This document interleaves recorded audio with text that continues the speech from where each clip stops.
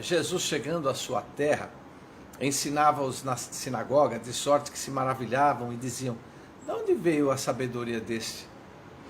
De onde vêm essas maravilhas? Não é este o filho do carpinteiro? Não se chama sua mãe Maria e os seus irmãos Tiago, José, Simão ou Simeão e Judas? Não estão entre nós todas as suas irmãs? De onde lhe veio, pois, tudo isto?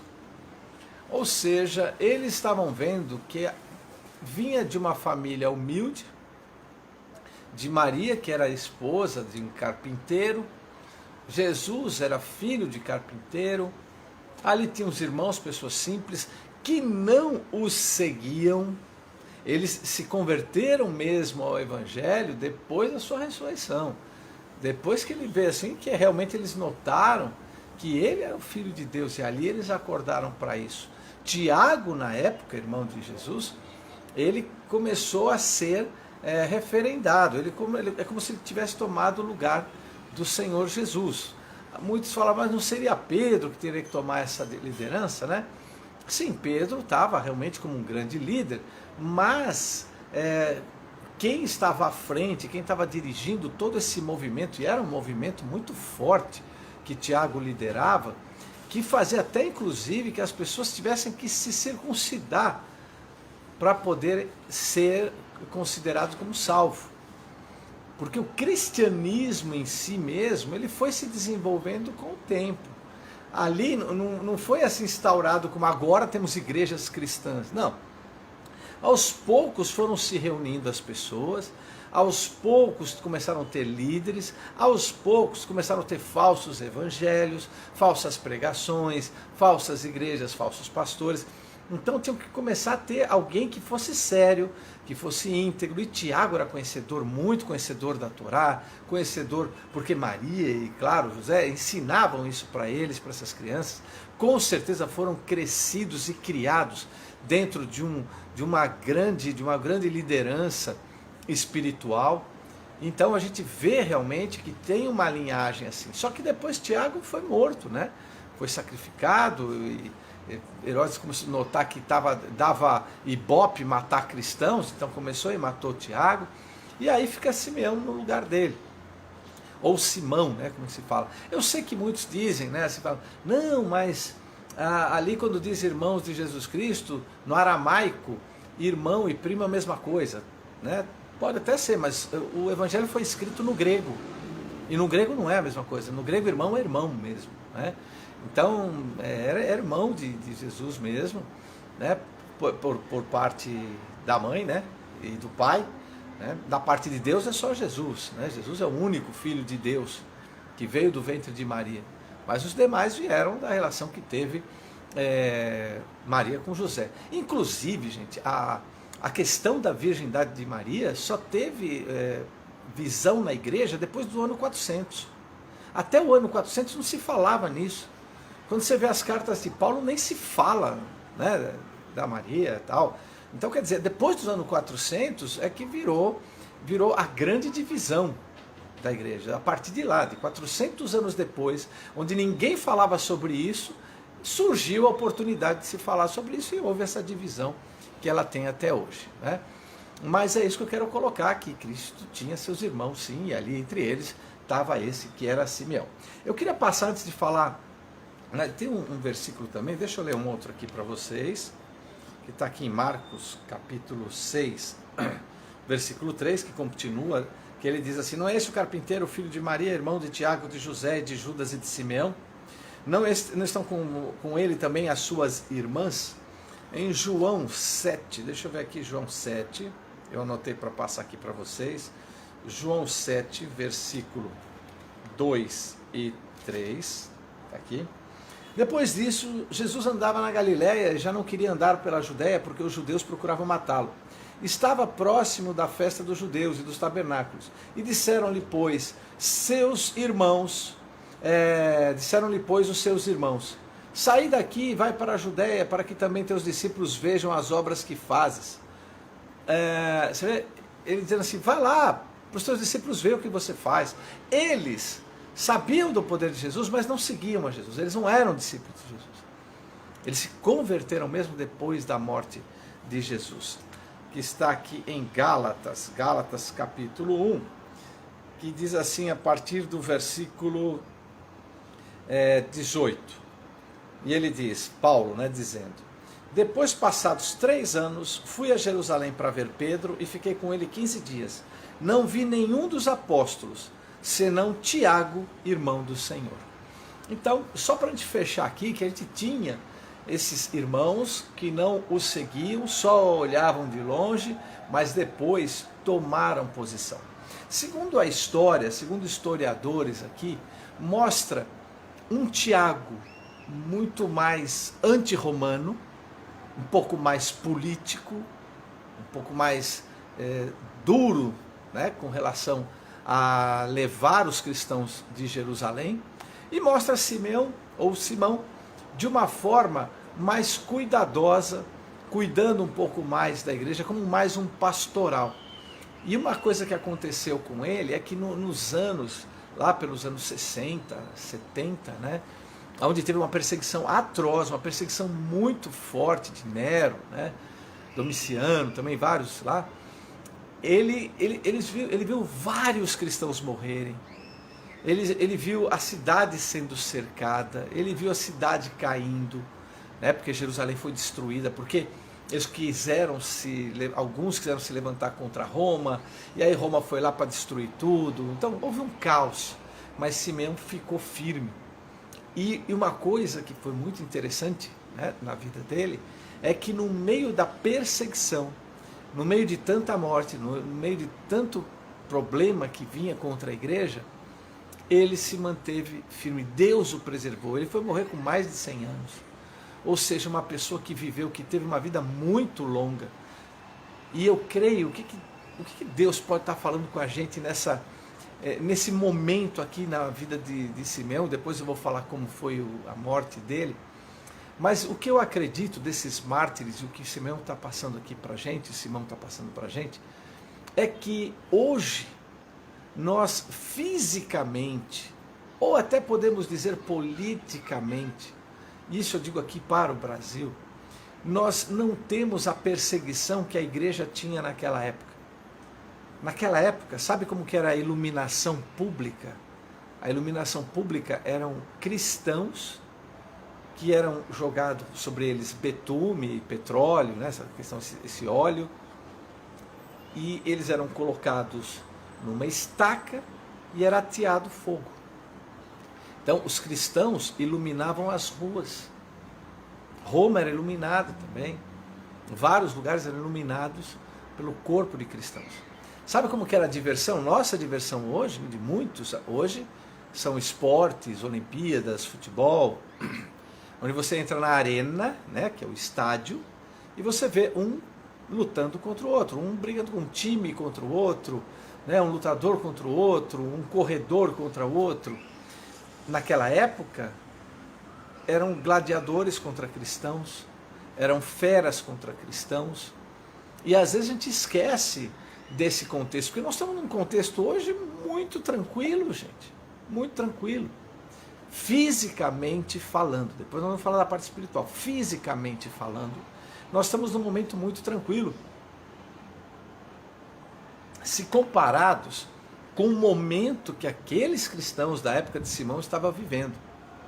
E ele teve que se manter firme ali, orientando. Uma das coisas que ele fazia muito era ajudar os pobres, as viúvas, os necessitados, os carentes. Então, o que acontece? Fisicamente tinha uma pressão e fisicamente ele fazia uma ação. Fisicamente eram perseguidos e mortos, fisicamente ele ajudava quem era perseguido e quem ficava da família daqueles que eram mortos. Então você vê ali que o cristão, hoje aqui na Terra, naquela época na Terra, ele vivia como um fator de equilíbrio, onde você tinha o mal pressionando fisicamente, e fisicamente havia um agir, um dedicar-se, um doar-se, um fazer o bem a alguém. Então tinha esse equilíbrio, e eu creio que a gente aprende muito com Simão com relação a isso.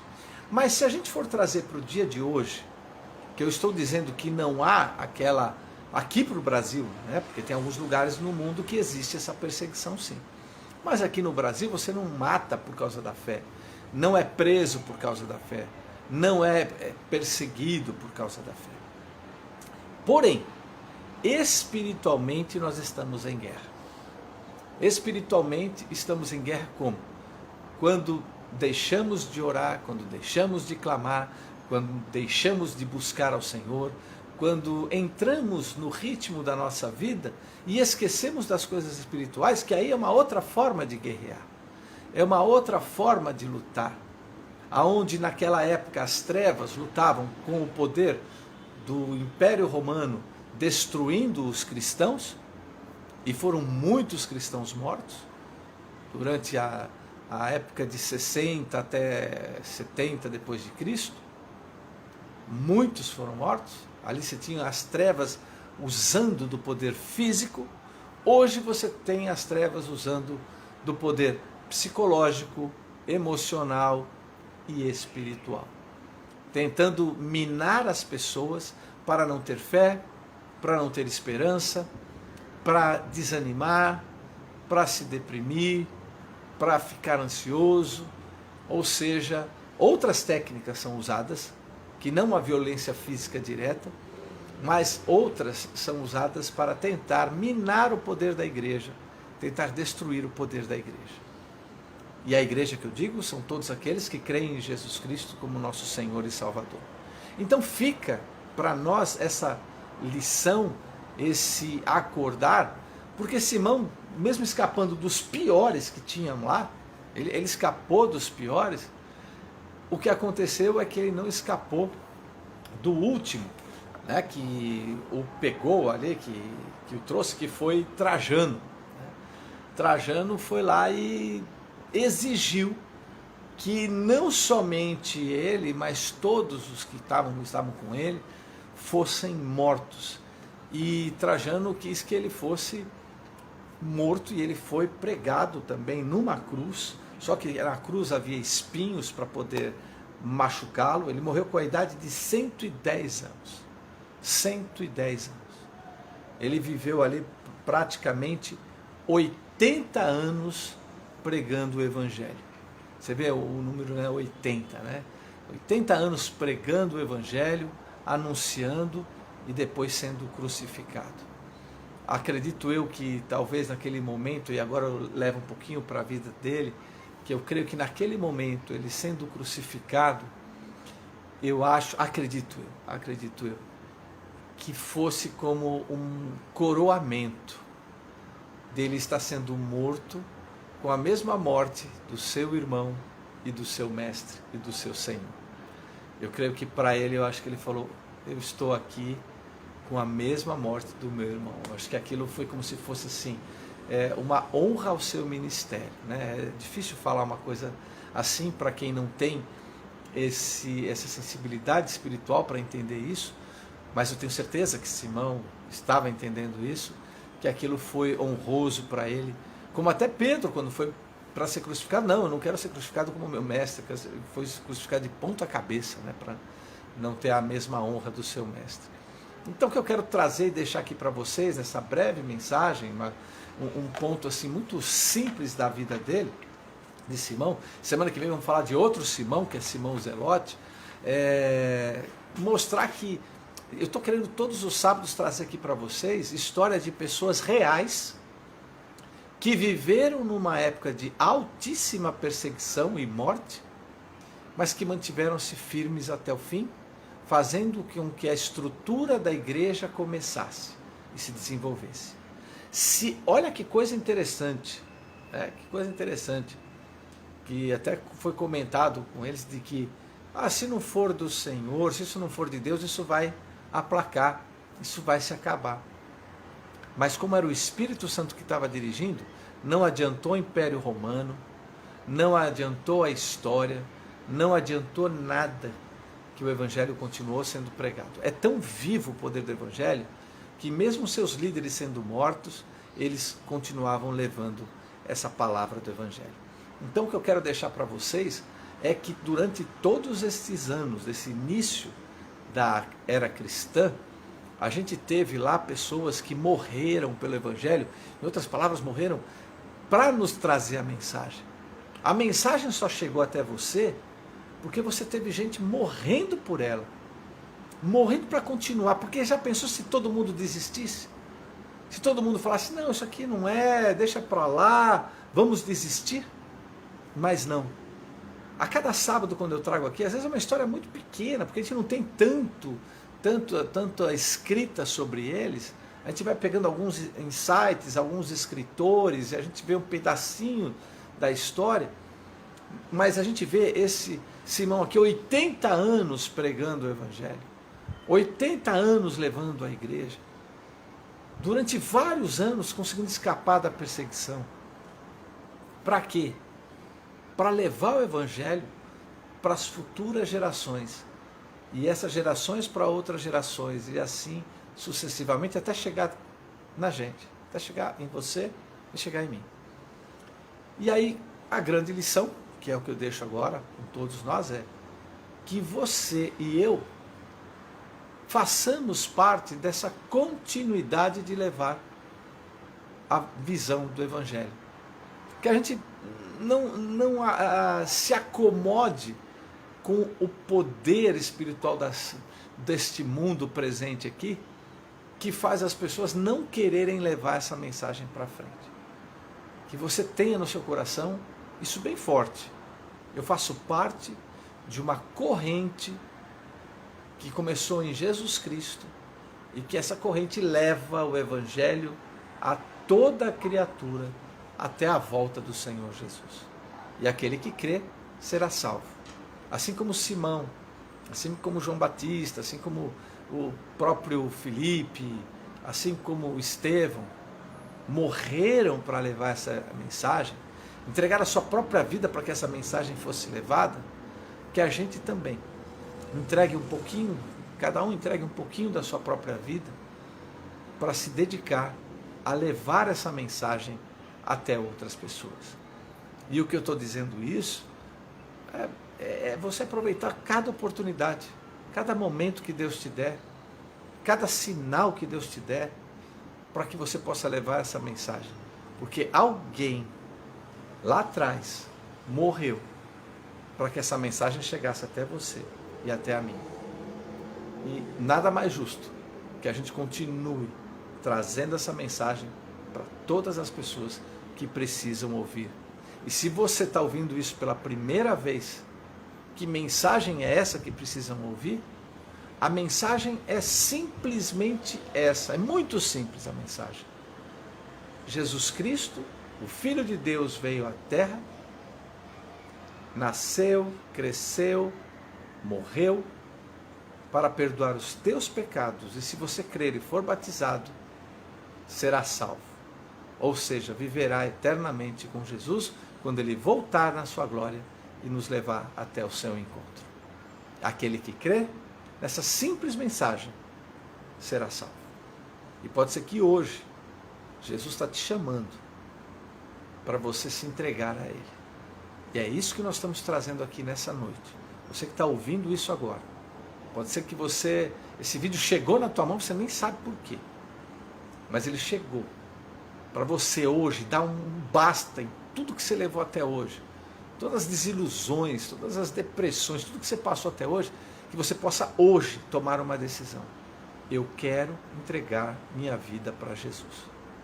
E se você quer entregar sua vida para Jesus, esse é o momento. E como você faz isso? É simples também. É só você dizer: Senhor Jesus, eu entrego a minha vida a Ti. Peço perdão dos meus pecados e eu creio que o Senhor Jesus morreu na cruz no meu lugar e perdoou todos os meus pecados. Eu Te aceito, Jesus, como meu Senhor e como meu Salvador. Amém, amém e amém. E você orando assim, Jesus está entrando no seu coração agora e o Espírito Santo também, te guardando e te abençoando. E se você falar: e agora o que eu faço? Para quem te mandou essa mensagem, pergunta, e agora o que eu faço? Eu aceitei Jesus, o que eu faço? E essa pessoa vai poder te explicar direitinho o que você tem que fazer a partir de agora. Ir para uma igreja junto com essa pessoa, ou procurar uma igreja perto da sua casa, ou ir lá correndo para uma igreja que você vê lá na sua casa lá e fala assim, olha, ô pastor, irmão, vem cá, olha, eu aceitei Jesus, o que eu faço agora? É importante. Mas se você não encontrar ninguém, pelo menos eu te digo, o que você faz agora? Leia o Evangelho de João. Só isso, já começa bem, tá bom? Que Deus abençoe sua vida no nome de Jesus. Senhor, meu Deus e meu Pai, eu peço a tua bênção, eu peço a tua graça, eu peço a tua unção. Eu te peço, Senhor, que o Senhor abençoe esse meu irmão. Abençoe esse que está ouvindo agora, esse que vai ouvir posteriormente, esse que vai se entregar para Jesus hoje. Que o Senhor possa tocar nos seus corações e possa abençoá-los em nome de Jesus. Peço a tua bênção também sobre a família dos meus irmãos que estão aqui presentes e peço também a bênção sobre a família de todos aqueles que vão partilhar desta mensagem também. Peço a bênção sobre esta semana, peço a tua graça sobre esta semana e que o Senhor nos dê uma semana de muita vitória, de muita alegria e de muita paz. Nos guarda, nos protege, nos livra e nos abençoa, que eu te peço em nome de Jesus. E eu ministro sobre a tua vida agora, que o amor de Deus, a graça de Jesus Cristo e a comunhão do Santo Espírito de Deus repouse sobre a sua vida, sobre a sua família, sobre todos os seus parentes e amigos, não somente hoje, mas pelos séculos dos séculos. Amém, amém e amém. Receba a bênção de Deus e receba também meu carinhoso beijo no seu coração. Tchau, tchau. Fiquem com Deus, gente. Um excelente domingo.